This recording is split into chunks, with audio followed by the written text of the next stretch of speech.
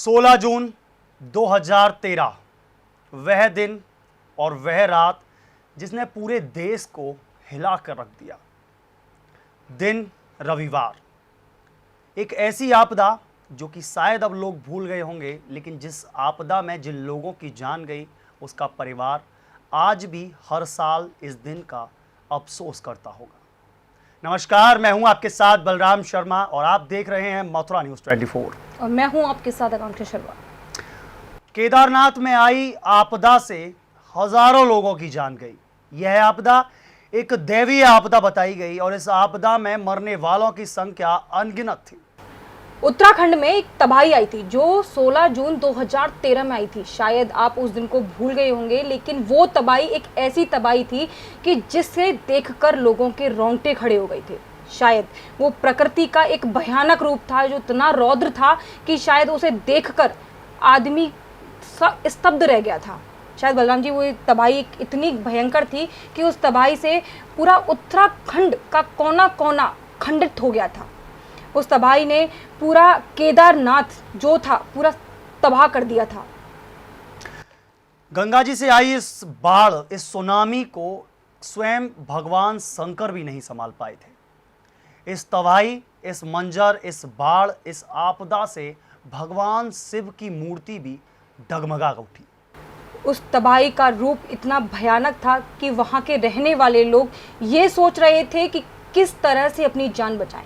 यहाँ वहाँ भटक रहे थे अपनी जान बचाने के लिए, लेकिन उस तबाही ने किसी को नहीं छोड़ा। हजारों की संख्या में लोग लापता हो गए और बहुत लोगों की मौत भी हो चुकी थी। उस वक्त, जिस वक्त केदारनाथ में यह आपदा आई थी, उस वक्त केदारनाथ में पर्यटक दर्शन करने गए थे। वह वो समय था जब केदारनाथ के पट खुले थे और हजारों की संख्या में लोग वहां दर्शन करने पहुंच रहे थे। उन दर्शनार्थियों में बच्चे भी थे, बूढ़े भी थे, जवान भी थे, बहुत सारे लोग थे। लेकिन दिल दहल जाता है उन मासूम छोटे बच्चों की किलकारियों को सुनने के बाद। कुछ दृश्य आपको आपकी स्क्रीन पर हम दिखाते हैं। देखिए उस भयानक मंजर के कुछ दृश्य।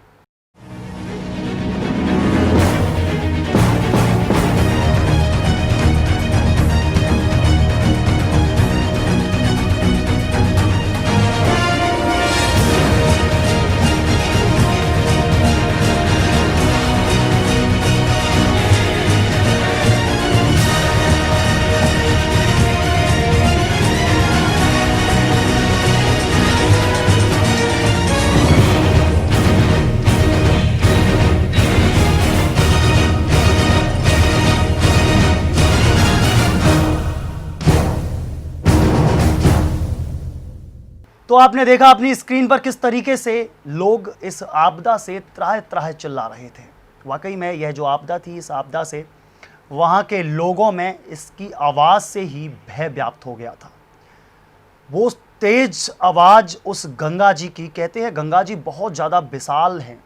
वाकई में उस विशालता का आगाज़ उस दिन हुआ। आज हम इन चीज़ों को लेकर बैठे हैं क्योंकि आज उस दिन को गुजरे हुए 7 साल हो चुके हैं। लेकिन हम लोगों के लिए तो शायद वह दिन गुजर गया, लेकिन उन लोगों से पूछिए जिनके बेटे, जिनकी बहू, जिनके नाती और जिनकी माँ बाप उस आपदा में नहीं रहे। शायद वो लोग अपने घर भी नहीं पहुंच पाए। उस तबाही में जितने लोग दर्शन करने गए थे, उनमें से कुछ लोग अभी तक लापता हैं, अपने घर नहीं पहुंच पाए हैं। उस तबाही ने बहुत लोगों के घरों को खत्म कर दिया। उस तबाही से वहाँ की जितनी भी चीज़ें थी वो खत्म हो चुकी थी। जी हाँ, बिल्कुल। वाकई में मैं आपको कुछ याद दिलाता हूँ। उस वक्त शाम के 4 बजे थे जब सभी लोग अपनी धर्मशालाओं, अपने आश्रमों और गेस्ट हाउसों में आराम फरमा रहे थे। हल्की हल्की बूंदों से स्टार्ट हुआ इस भयानक मंजर का दौर। तो धीरे धीरे कर कर बरसात ने एक भयानक रूप धारण कर लिया और वह 16 तारीख की पूरी रात वहाँ बारिश हुई। इसके बाद सुबह यानी 17 तारीख को केदारनाथ से ऊपर गांधी सरोवर पर एक बहुत तेज आवाज़ आई, एक साउंड आया, जैसे किसी ने बहुत बड़ा कोई विस्फोटक पदार्थ रखकर फोड़ दिया हो। उस साउंड से पूरा उत्तराखंड हिल गया। देखते ही देखते वह साउंड बहुत तेज गति से पानी में परिवर्तित हो गया। वह पानी इतना सारा था कि उससे उस पानी में, उस धार में गाड़ियां और मकान तैरते हुए दिखाई दिए। जैसा कि आपको बताया जा रहा है कि पानी का जो रूप था वो इतना रौद्र था कि वहाँ की जितनी भी बिल्डिंगें थीं, जितनी भी कार थीं, जितनी भी दुकानें थीं, वो ढह गई थीं। आप जिस तरह से हम लोग आपको बता रहे हैं, उस मंजर को आपको दिखा रहे हैं, आप सोचिए कि जब वहाँ पर लोग थे, जितने भी भक्तगण वहाँ दर्शन करने के लिए गए थे, जितने भी केदार में जो लोग थे वहाँ रह रहे थे, उनके लिए वो मंजर कितना भयानक होगा जब उन्होंने उस मौत को स्वयं अपने सामने देखा था। वो त्रासदी इतनी भयानक थी कि उसने पूरा देश हिला दिया था। वाकई में मथुरा न्यूज़ 24 की तरफ से उन जवानों को सैल्यूट, जिन जवानों ने अपनी जान की परवाह ना करते हुए वहां फंसे लोगों को निकाला। एयर राफ्टिंग के माध्यम से भी तमाम सारे लोगों को वहां से निकाला गया। इसी के साथ वहां पर से हजारों की संख्या में लोगों को व्यवस्थित जगहों पर रखा गया। वह मंजर इतना भयानक था, वह जो गंगा जी का जो रौद्र रूप था वो वाकई में भयानक था। लेकिन फिर भी केदारनाथ के मंदिर पर आकर एक शिला ऐसी लगी कि मंदिर की एक ईंट भी नहीं हिली, जबकि पूरे केदारनाथ में लाशों के ढेर लग गए और लाशों के ढेर के साथ केदारनाथ में कोई ऐसी बिल्डिंग्स नहीं बची जो ध्वस्त ना हुई हों। लेकिन मंदिर का चमत्कार देखिए, उस मंदिर की एक ईंट भी नहीं हिली।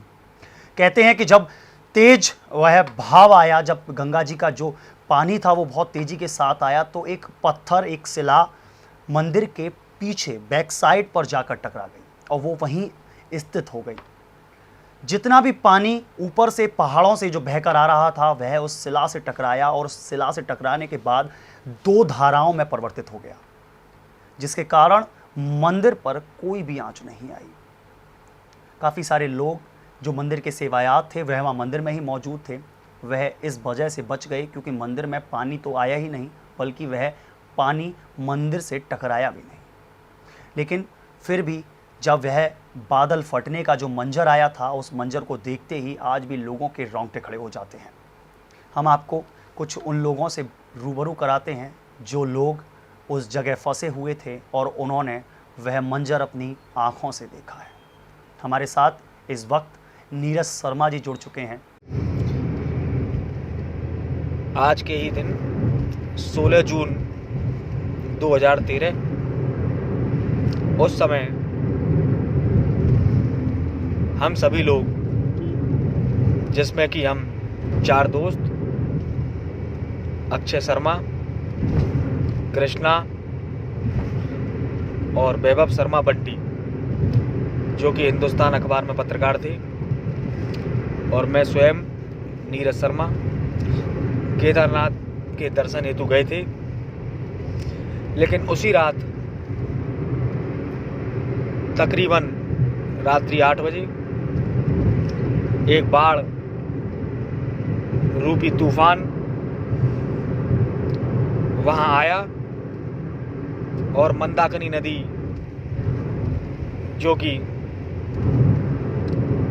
अपने प्रवाह में बह रही थी, अचानक उसने विकराल रूप ले लिया।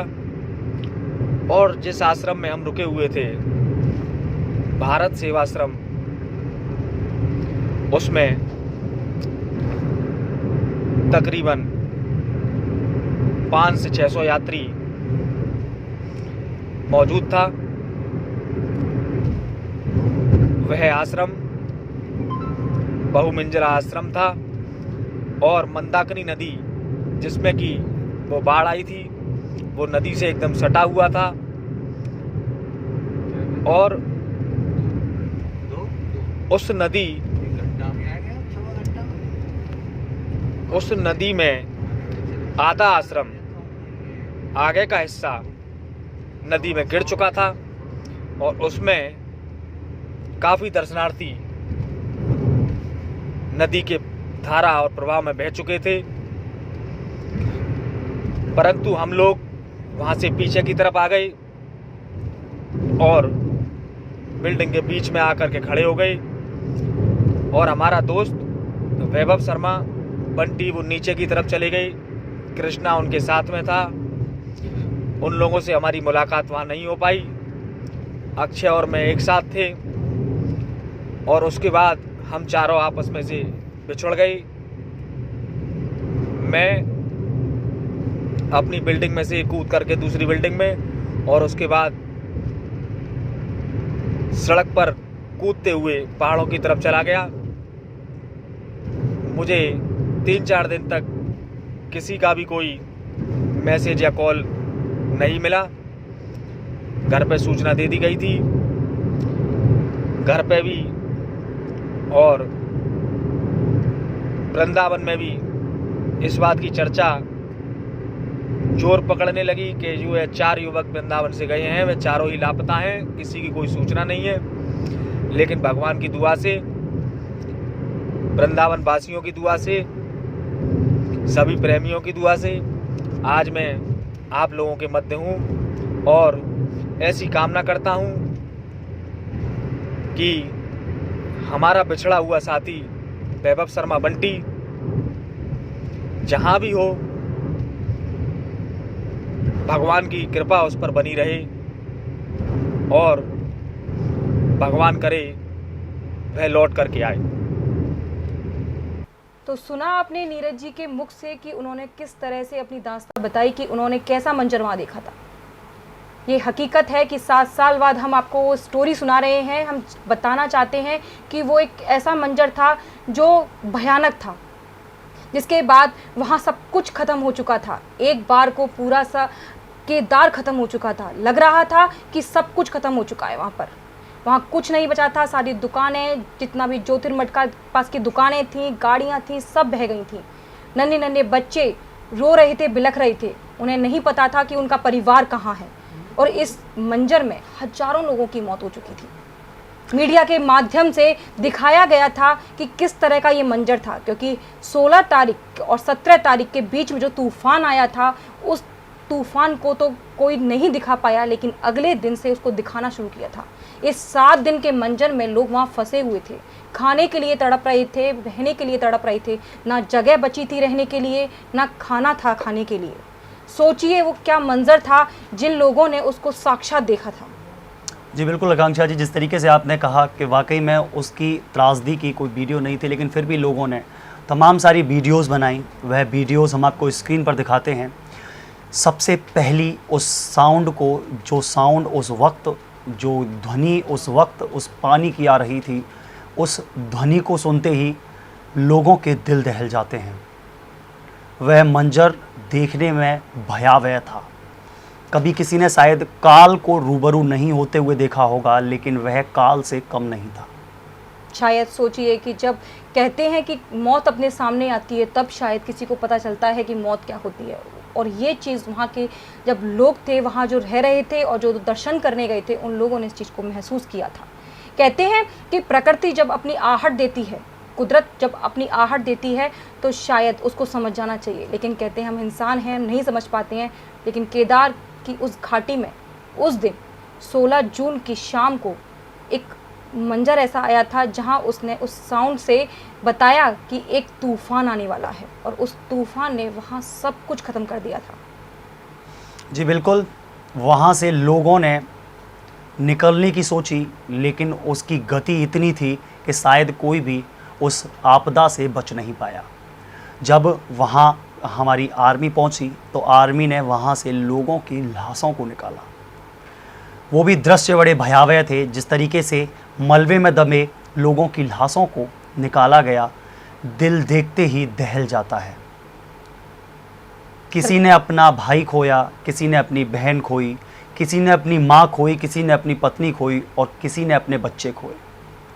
वह मंजर ऐसा था कि जाने कितने लोगों की जान ले गया। उस समय सरकार कांग्रेस की थी। जिस समय ये आपदा आई थी, त्रासदी हुई थी, उस समय कांग्रेस की सरकार थी। उस समय सोनिया गांधी जी और मनमोहन सिंह जी ने हेलीकॉप्टर के माध्यम से उस जगह का मुआयना किया था। इसी के साथ में हमारे वृंदावन के एक और ऐसे व्यक्ति थे जिन्होंने उस मंजर को देखा था, महसूस किया था। आइए चर्चाएं करते हैं उनसे। पता है हम लोग समय यमुनोत्री में थे और करीब करीब 15 दिन वहाँ फंसे रहे। सारे रास्ते टूट गए थे और कोई भी आने का साधन नहीं था, ना कोई सरकार से हम हेल्प भी, और काफ़ी खाने पीने की दिक्कतें रही वहाँ पर। तो अब कैसे आप आए फिर वृंदावन? फिर हम लोग काफ़ी कम से कम 30 किलोमीटर पैदल चले थे, पहाड़ों रास्ते से आए थे। फिर कुछ समय हमको थोड़ा गाड़ी मिल गई, फिर हमको कई पार्ट में आने पड़ा, इस तरह आना पड़ा हमको। अरे वो जिस वक्त ये हादसा हुआ था और आपने ऐसी व्यवस्था देखी तो आपके मन में क्या मतलब हो रहा था उस समय?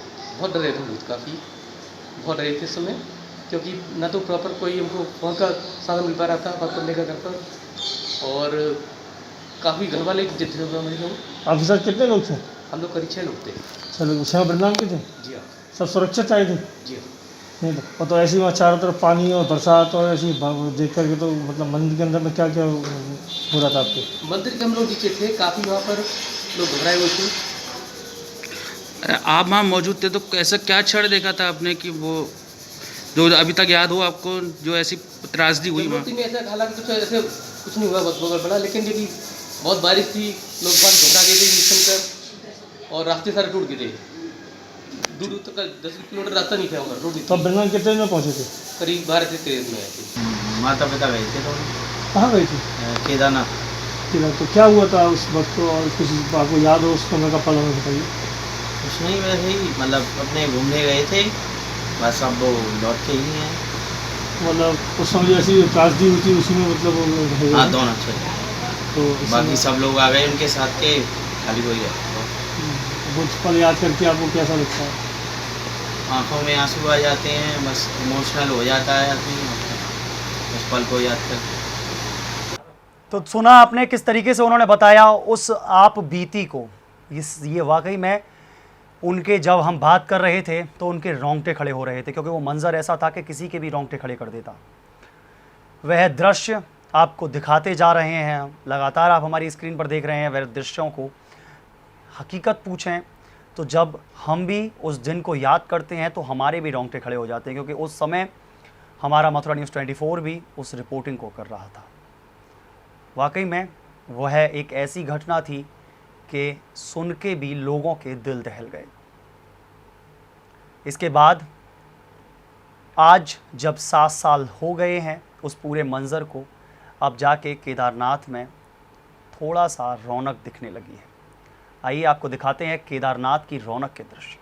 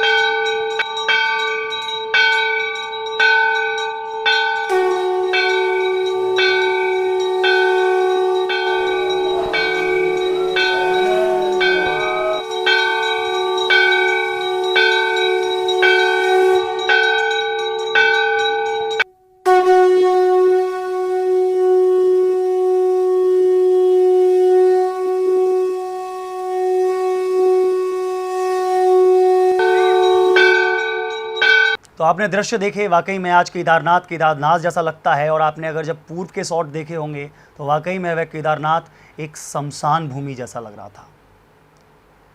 जिधर देखो उधर लाशों के ढेर लगे हुए थे, जिधर देखो उधर लाशें दबी हुई थी। ऐसे मंजर को देखकर शायद रोंगटे खड़े हो जाते हैं। आज जब 16 जून है तो इस 16 जून को हम सब उन जो लोग वहाँ शहीद हुए थे, उन लोगों को अपने हृदय से श्रद्धांजलि अर्पित करते हैं। और हमारा मथुरा न्यूज़ 24 परिवार भी उन लोगों की आत्म शांति के लिए अपील करता है। तो जिस तरह से हमने आपको दिखाया था कि उत्तराखंड की एक खंड चीज़ की कैसे खंडित हो चुका था पूरा उत्तराखंड, और वहाँ कितनी बुरी त्रासदी आई थी। प्रकृति का वो रौद्र रूप दिखाया आपको कि उस रौद्र रूप के कारण वहाँ सब कुछ तहस नहस हो गया था। ऐसी अन्य खबरों को देखने के लिए देखते रहिए मथुरा न्यूज़ 24। नमस्कार। मथुरा न्यूज़ 24 देखते रहिए और साथ ही हमारे चैनल को सब्सक्राइब और लाइक जरूर करें।